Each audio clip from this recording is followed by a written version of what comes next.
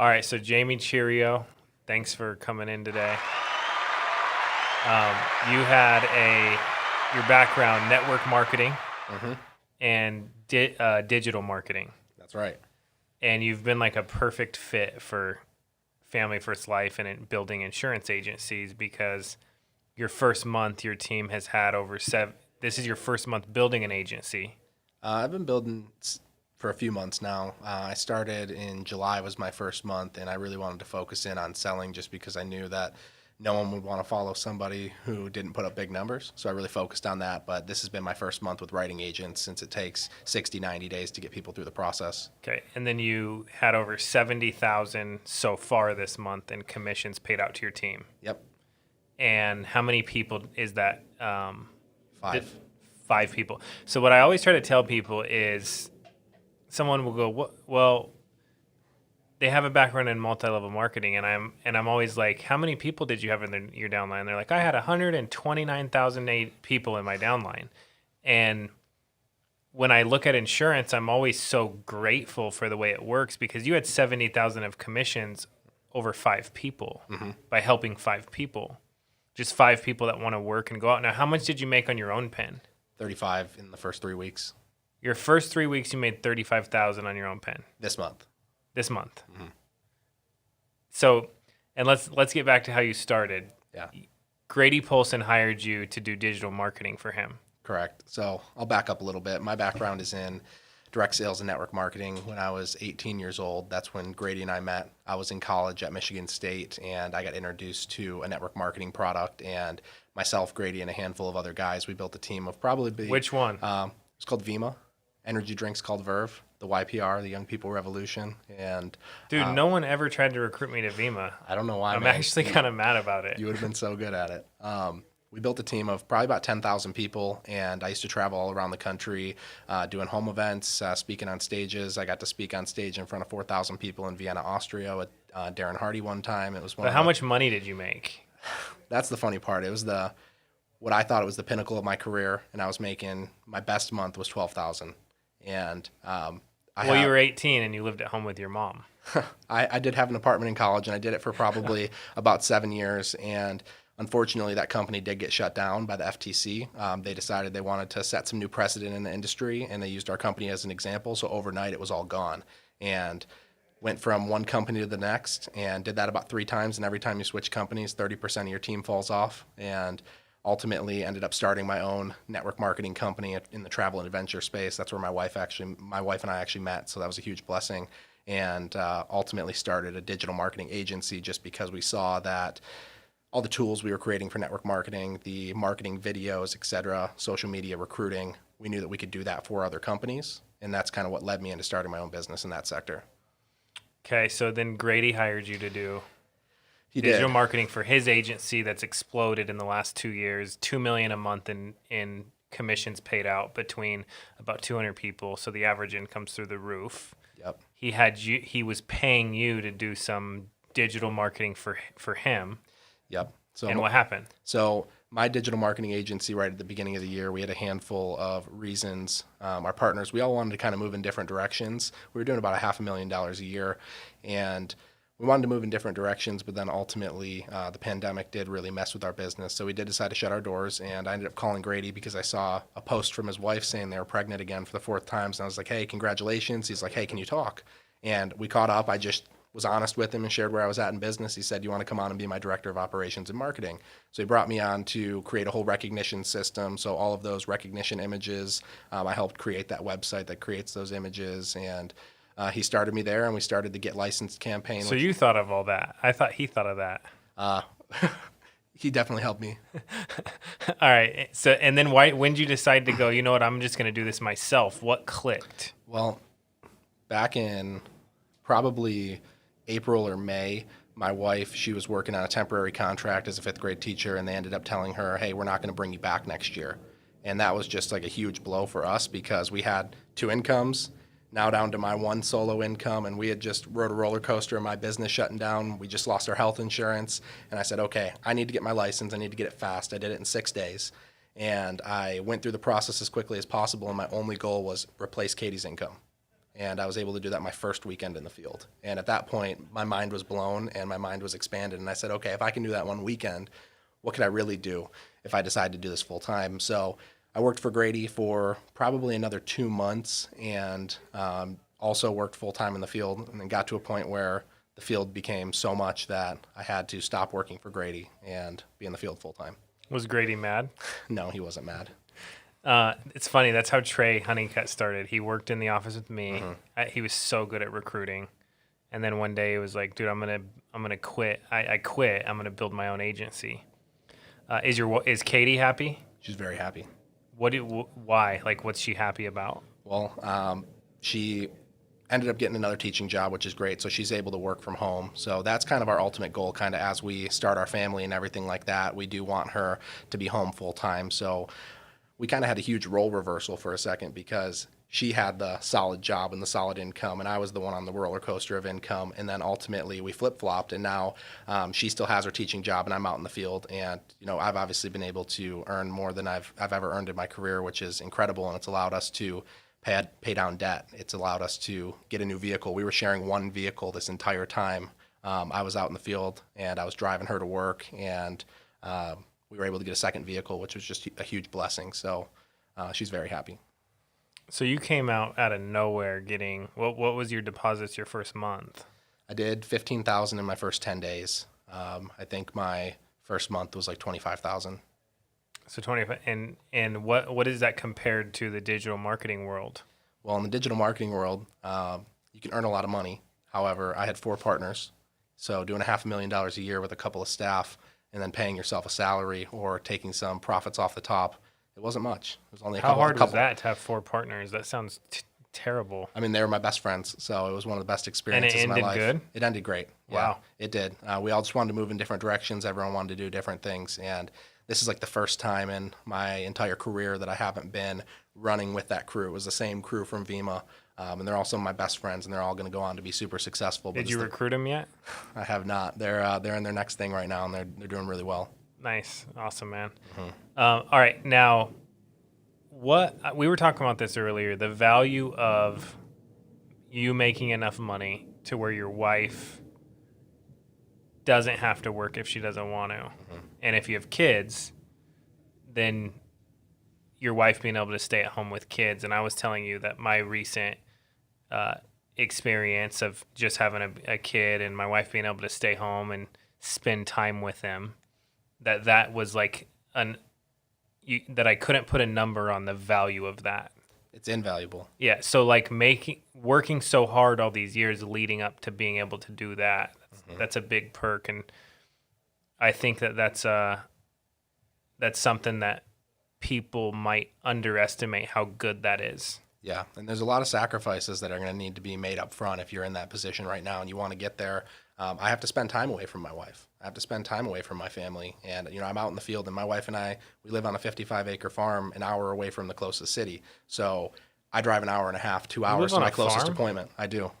My wife's family came over on the Oregon Trail over 100 years ago. So we're pretty blessed in that regard. But I drive an hour and a half to my first appointment. How many animals do you have?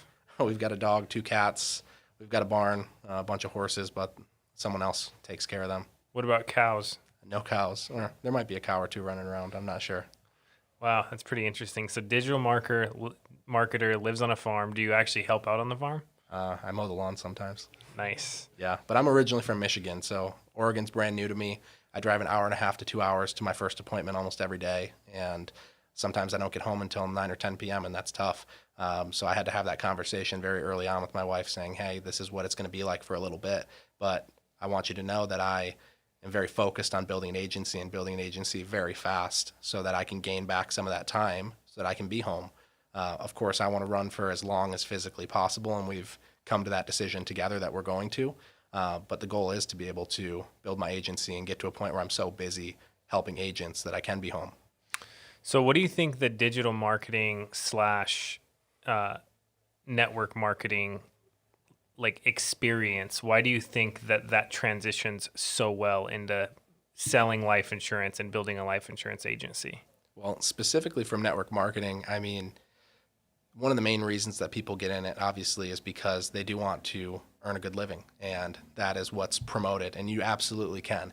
However, it's not in your control. That's the one thing. I built a business for 5 years, built it up to a place that I thought this is where I'm going to be bringing my grandkids to these conventions, was the mindset that I was in. And then overnight, policy changed and the company was shut down. And that was rough. And we jumped from one company to the next, and every single time we had to deal with new owners. We had to deal with making sure the culture fit, and ultimately I got a little bit jaded on that industry just because there's a lot of politics involved, and ultimately transitioned into digital marketing because I saw a video about a guy who said, hey, if you can sell 10 businesses Facebook ads for $1,000 a month each, you're going to make $10,000 a month. And I was like, okay, boom, mind blown.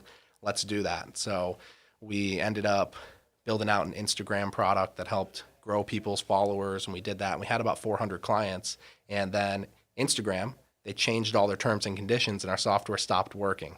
So it was like, wasn't in control again. And we had to completely pivot and change our business.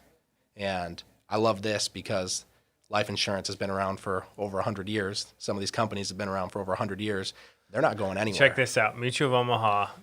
I asked somebody there, I said, are you worried about the coronavirus, like making it through? This was when it first started, and I thought like everyone around me was going to die. I was like, are we even going to be able to be in business right now? Like right when it started, I said, are you guys worried about coronavirus? He goes, we were around in World War II and for the Spanish flu. And we made it through both of those. I'm like, dude, the life insurance industry is legit. It is. I'm loving it, and just the knowing that this is going to be around for a long time, and knowing that nothing's going to happen to Family First Life, but God forbid something did. I'm contracted directly with the carriers, which is such a blessing. Yeah. So, what about the sales portion? Like, what type of in network marketing was there anything you learned that helped you get leads, go out, make sales? Well, it was a little bit different because in network marketing, obviously there is a customer aspect to it, but a lot of what we did was having these in-person home events and really selling that dream of, hey, we're going to live this laptop lifestyle. So a lot of it was recruiting based. So that's where a lot of my background is it's in recruiting. I was never the best personal recruiter, but I was really good at what's called tap rooting. I would have 6 people, and then I would dig into their networks. And I would dig into their networks and just keep going until I found the next guy that I could dig into their network. So that's kind of the biggest thing I've taken from that business and wanted to apply to this business. But did it help you actually go help people, or did you find that that's just not hard? What do you mean? Like get leads and go sell life insurance? Well, when it came to selling life insurance, it was something I had never done before. And I was pretty nervous to get into this field. I mean, I have sales experience. I mean, I've spoken in a lot of home events, one-on-one, two-on-one type settings in digital marketing. Towards the end, after we transitioned out of the Instagram product, I was selling owners of solar and roofing companies digital marketing services. So I was getting on Zoom and pitching them on why they should hire us for Facebook and Google ads. So I've got some experience there, but this was so cool because from a prospecting perspective, in network marketing and digital marketing, I need to convince you why you need my service. I would almost compare it to if I was door knocking somebody who didn't request the information. I need to convince them to let me in the door. One of the coolest things was just this philosophy that Sean teaches that they filled out the form. They want what you have. And that was just such a huge difference. And the fact that I could buy interested prospects rather than having to convince somebody to become interested, I can just create a formula. I'm going to spend X and I'm going to get Y out of it. And you don't have to do any of the marketing. Mm-hmm. And from an agent perspective, I want to do the marketing. From a recruiting perspective, that's fun. Yeah. But from making my baseline commissions, the fact that I can just say, I'm going to put between $500 and $2,000 a week into leads, I will get a list of interested prospects. And if I call them, I will take care of my family. Have you broken down what you make in an override? If let's say you hire somebody on average, what your commission is, like kind of like you said, the guy sold you on, if you have 10 people, you do $1,000 a month, that's $10,000 a month. Yeah, I mean, what if you have 10 good agents? I mean, 10 good agents, each doing 10 grand a month, which that's not even a good agent here, but Doing 10 grand a month, I mean, that's a 10% spread on average, Or more. or more. I like to keep my spreads very tight. That's something that you taught me, something that Grady taught me. And Because you like to give back to the producer. of course, I want them to be able to make more. I want them to be able to invest into leads earlier and not be stressed. And then with FFL's bonus, which people are getting like $200K a month now, you don't have to worry about the spread. You worry about the volume and get that money Exactly. through the bonus, which is awesome. So if you're a digital marketer, or actually if you're anybody and somebody wants to get into the insurance industry, would you say anybody with no experience or experience in sales? Like, who would you recommend honestly to say you can make money working with Family First Life if you do what? I would recommend anybody. However, there's this niche of people that they've just kind of been trying all of the different entrepreneurial things, whatever's the next hot thing, whatever the next trending topic is. So it's been network marketing for a long time. It's turned into digital marketing when the first guy came out with a course saying, let me teach you how to make 10 grand a month by selling 10 people $1,000. The people who sell courses, the people who buy courses, anybody who's into drop shipping, anybody who's into crypto trading or any type of Forex trading. At the core of that, you got a bunch of young hustlers who want to make money. And they're looking for the next opportunity. And I, for myself, And if they don't look here, they're crazy. they have to at least look.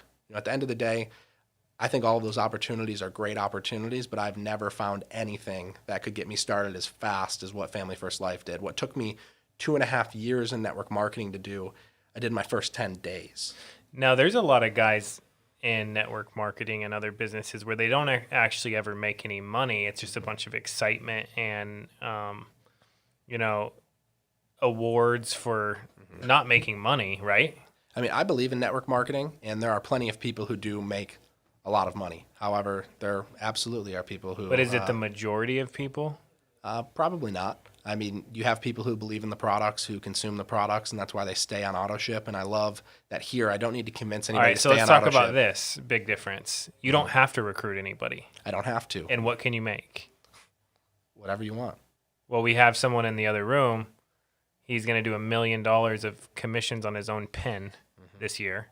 He's almost there. He said Sean Mike would give him 50 grand, so he's going to finish if he hit his $1 million. They made a bet or something like that. Yeah. Now, I love the fact that in the beginning, when especially me coming from a network marketing background, where the first thing that you do when you start something new is make a list of all of your friends and family and tell them that you're launching something, tell them that you're looking for their support, and you get those initial sales right out the gate. You get those initial recruits right out the gate. Here, I was able to stay completely silent. I didn't have to tell a single soul in my network what was going on, and I could go out and I could take care of my family without saying, hey, I'm launching something. If you don't support me, my family's not going to make it.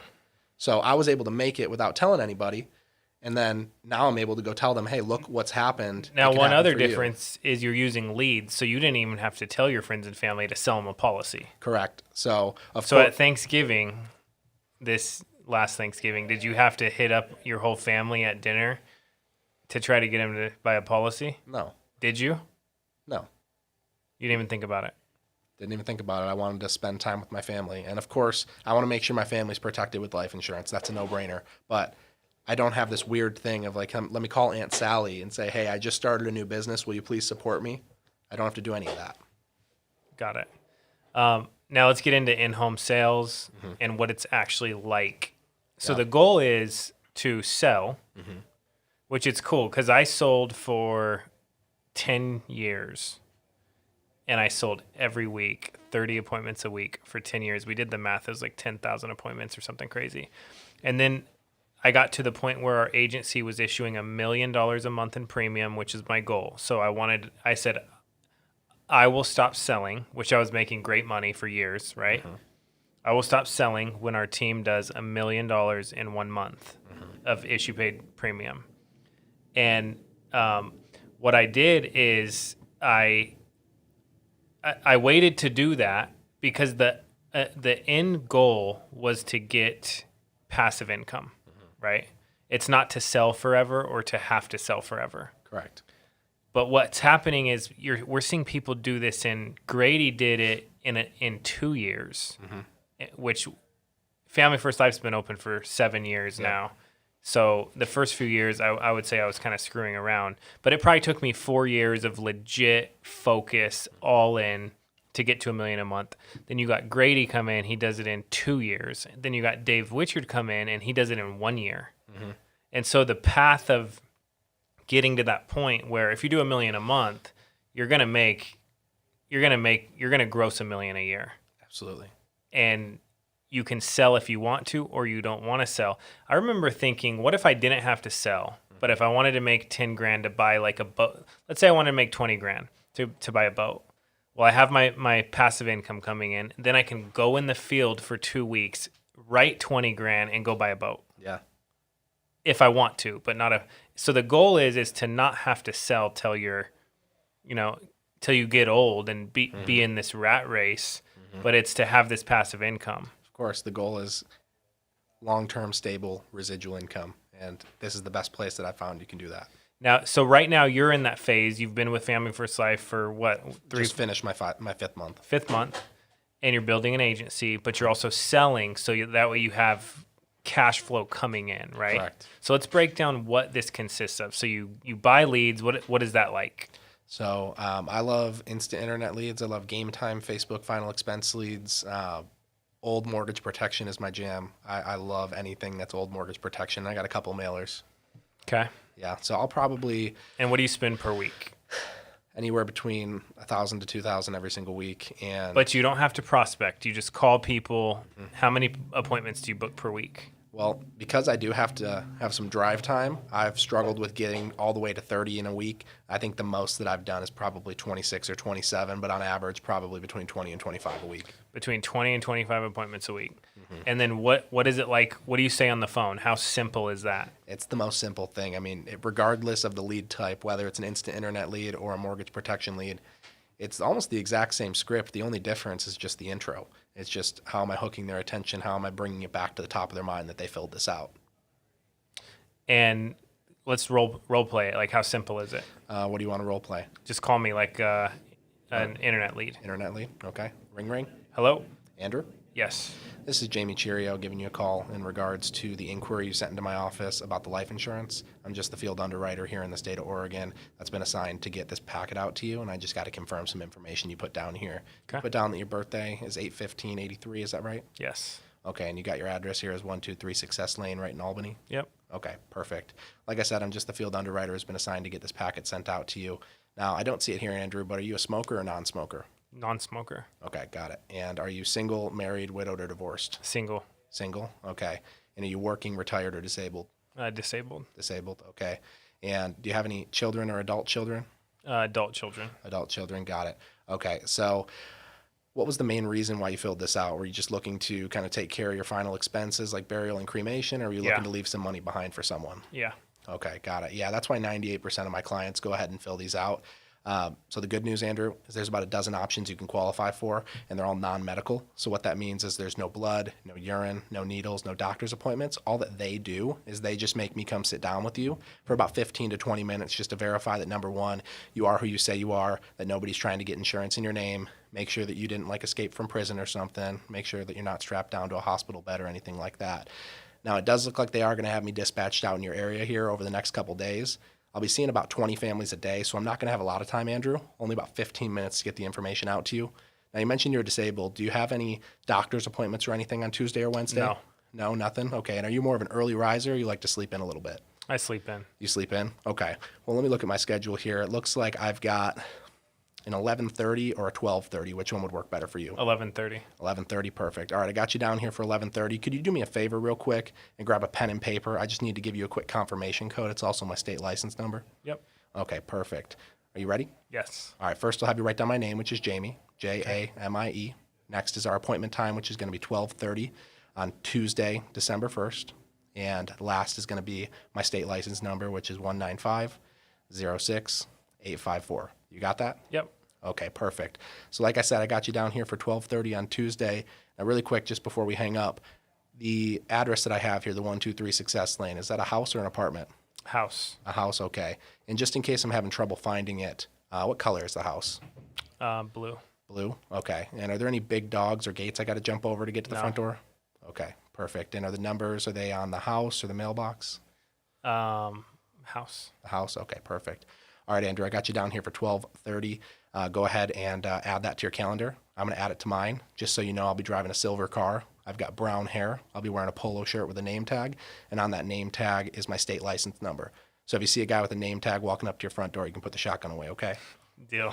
All right, perfect. Do you say that every time?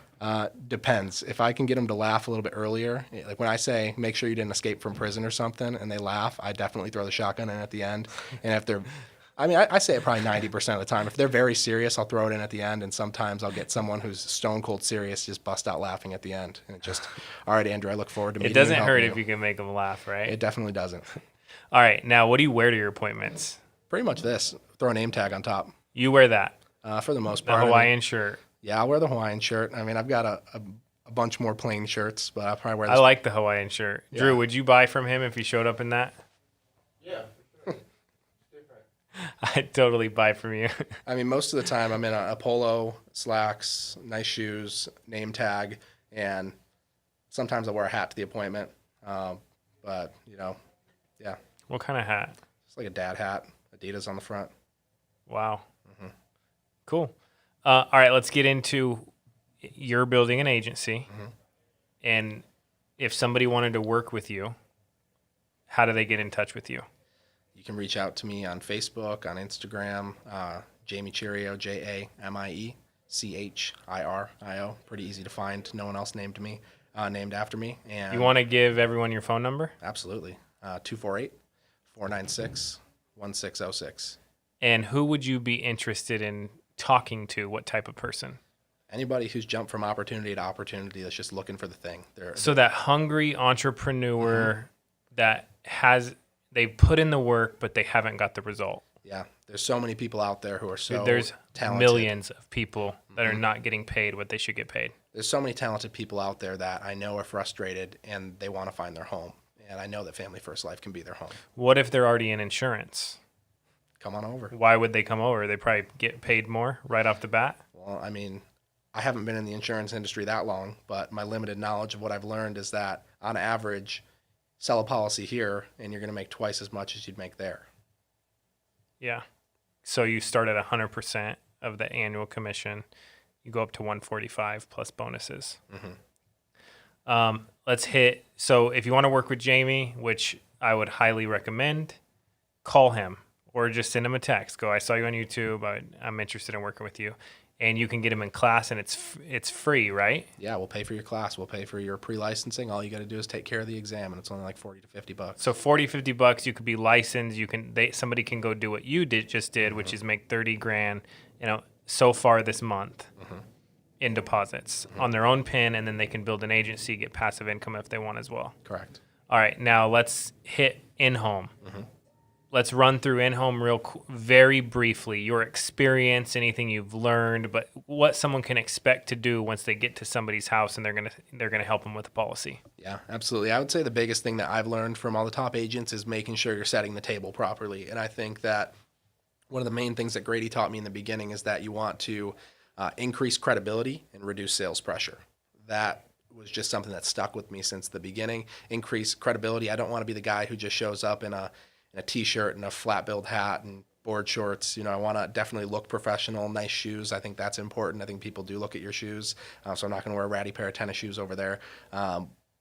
But I will make sure that my bag is properly prepared. So I think that's something that is really important for me. I've got a binder inside of my bag, and there's a clear sleeve on the front and the back, and that first clear sleeve is my state license. On the other side is what I call my agenda. Now, the agenda is a funny thing because when I first got started, I was so terrified because I thought I was going to forget what to say that I made myself a bullet point cheat sheet, and I actually took it from Paul McLean's 7 Steps to a Final Expense in Home.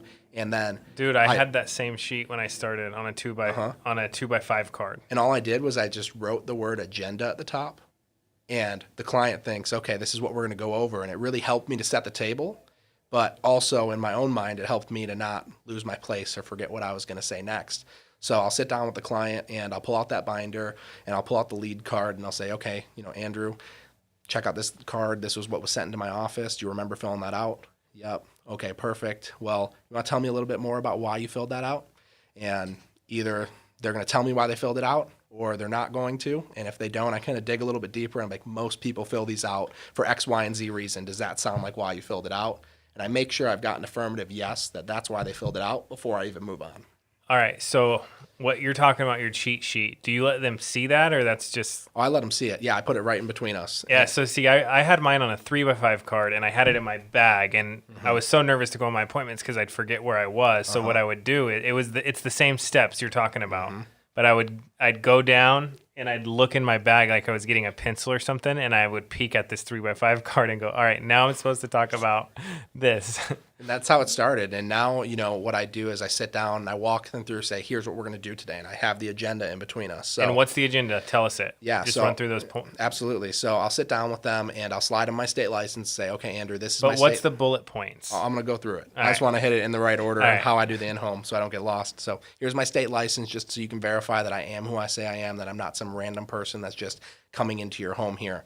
I pull out the credibility sheet and I say, I'm what's called a non-captive agent, and I'm a broker. So as a non-captive agent, captive is like State Farm or Allstate. If I worked for State Farm, I'd be required to show you a State Farm product. And as a broker, I work with all of the insurance companies, but I am not beholden to one of them specifically, so I can kind of shop around for you.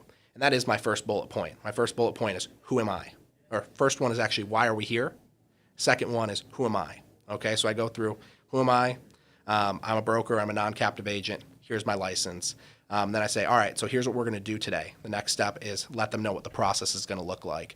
What we're going to do is I'm going to ask you a couple of health and finance questions. At this point, I'm showing them the financial inventory. It's going to take about 2 or 3 minutes on health, 2 or 3 minutes on finance. Based on how you answer those questions, I'm going to make a recommendation for you on who I think is most likely to cover you. And then should we find something that you like, I'll show you some options. And then we're going to go ahead and submit a request for coverage. And those are all my bullet points right there. And then at that point, I just ask the questions. And right after I ask the questions, for someone who's new, my step was call Grady, call somebody, post in the in-home help channel. It was so funny because in the beginning, I had zero product knowledge. And I walked into my first home, and the woman was 79, active cancer, on an oxygen tank, and it was like a hoarder home, cats everywhere. I was sitting on a milk crate in the corner with newspapers everywhere, and I forgot to write down my AIG writing number, so I couldn't get into the app, and I called Grady, and he's like, bro, you're an adult, figure it out. So I ended up having to call AIG customer service and just figure it out, and I just kind of... But you'll never do that again. Never do that again, but that was so important to me that he said figure it out, rather than me needing to rely on him for every single step. And that's been my mentality through the whole thing. So, But if you do run into needing legitimate help, oh, absolutely, everybody's there. Yeah. Of course, that's just something that I. but need, if I you're needed just that. using people to be lazy, then it's like figure it out. Yeah, I just needed that, and that'll avoid making those mistakes. I make sure my agents have their writing numbers. Never gonna make that mistake. So I used to call Paul McLean in every appointment, and he would almost close it for me on speaker. Yep. And then finally he goes, dude, like, you know the answer. Stop calling me in the appointment. Like, you already know. Yeah, when it comes to underwriting, they were always available for me. Whether it was Grady or I was very blessed to be able to have people like Ashley and Clay and Julius and Nina on speed dial and Gage and Jen who were willing to help me when I was first getting started. I was lucky because I helped provide a little bit of value on the marketing side that they were willing to answer my phone call. So that was a huge blessing. The way Family First Life's set up is they're going to answer your... Oh, of course. Everyone's going to help everybody. And that's where our in-home help channel is such a huge help. So I would call, and I had no idea about the products. And Grady said, all right, so here's what I want you to do. He'd be in my ear.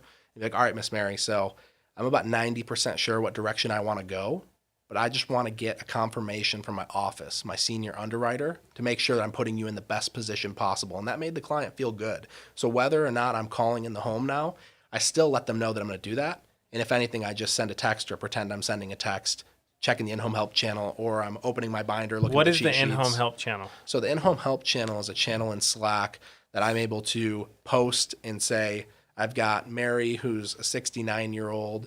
She's female. She is diabetic with neuropathy, taking these 3 medications. And within 5 minutes, I have a top producer commenting, either asking a question for more clarity or telling me exactly what product to write. Nice.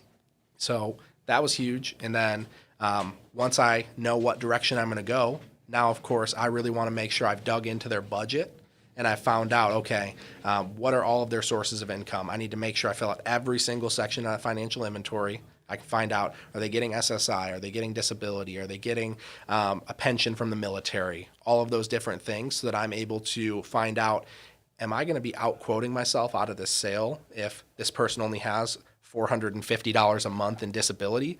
And even if they have $8,000 a month in military benefits, maybe they have a brand new car and a brand new motorcycle and a mortgage and all of these things. And I've found many people I've outquoted myself because I thought they made a lot of money, but they were over leveraged. So I've learned to dig into those expenses before I pull up any How about the quotes. trailer you go to and they go, well, I got $750,000 in my 401k, and you're like, wow, I definitely prejudged this appointment. Oh yeah, some of my biggest policies have been sold in areas that I would have never expected. Yeah, with people. And you're right. Sometimes the people with all the nice stuff, they are leverage. But the beautiful thing is the product's 80 to whatever, couple $100 per month. Mm-hmm. And anybody that really wants to afford it can afford it. Absolutely. I mean, I've done everything from, a couple $100 a month premium down to... What's your biggest premium? Well, it didn't get approved, but I had a guy who was willing to pay for a $559 a month premium through Aetna. However, he didn't get approved. He was 87 years old. But my biggest approved premium, I think, was like $332. Dude, so I had, when I was in the field, I called this lady, and she goes, I already met with somebody, and they couldn't help me. She's like, I'm 75 years old, so why would I have you come over, right? And I was just goofing around. I go, well, I have blue eyes. And she goes, oh, come on over, honey. And then I get there, and the person only showed her term that she couldn't qualify for because she had cancer 4 years ago. Mm-hmm. I showed her final expense for like $30,000, and she goes, it's like $250 a month. She goes, can I get more? And I go, well, we can get multiple carriers for you. Mm-hmm. So she goes, how many can you get me? Dude, I ended up giving her a total of $1,250 in policies. She was so happy she got coverage. She had a disabled daughter that was an adult but disabled that lived with her, and she wanted to make sure when she died that she was okay. Mm-hmm. And it's like, think about that just that one little thing, I mean, not only from the fact that you were able to make a big commission, just like you helped that woman. And one of the things that stuck with me since I first got started, Grady, his dad, Glenn Polson, I think you've met him before. He's one of my first mentors for the last 10 years. And they built their entire family legacy off of life insurance, which is so cool. And when I got involved with this, he said, Jamie, do you realize that you've just joined the most honorable profession in the world? I was like, what do you mean by the most honorable profession in the world? He said, when somebody dies, everybody is reaching their hands out. All of the companies are saying, you owe this, you owe that, you need to pay this. He's like, you're the only person reaching your hand back with something that's going to help their family. You're the guy that gets to walk in with $500,000. And yes, they just lost their mother. Yes, they just lost their father, their brother.